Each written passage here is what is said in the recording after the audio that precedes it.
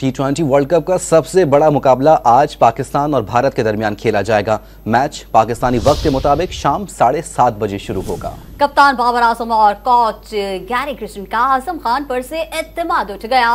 उनकी जगह आज इमाद वसीम को टीम में शामिल किया जाएगा। जोश बढ़ने लगा, धड़कनें तेज होने लगी। T20 वर्ल्ड कप का हाई वोल्टेज मैच शुरू होने को तैयार। पाकिस्तान और भारत की टीमें आज न्यूयॉर्क में इन एक्शन होंगी। मैच पाकिस्तानी वक्त के मुताबिक शाम 7:30 बजे नसाउ काउंटी स्टेडियम में शुरू होगा। मैच बारिश से मुतासिर होने का भी इम्कान है। महकमा मौसमियात की जानिब से मैच के दौरान हल्की बारिश की पेशगोई की गई है। पाकिस्तान टीम में मुकाबले के लिए 2 तब्दीलियों का इम्कान है। इंजरी में बेहतरी आने के बाद इमाद वसीम और साइम अयूब की शमूलियत मुतवक्का है।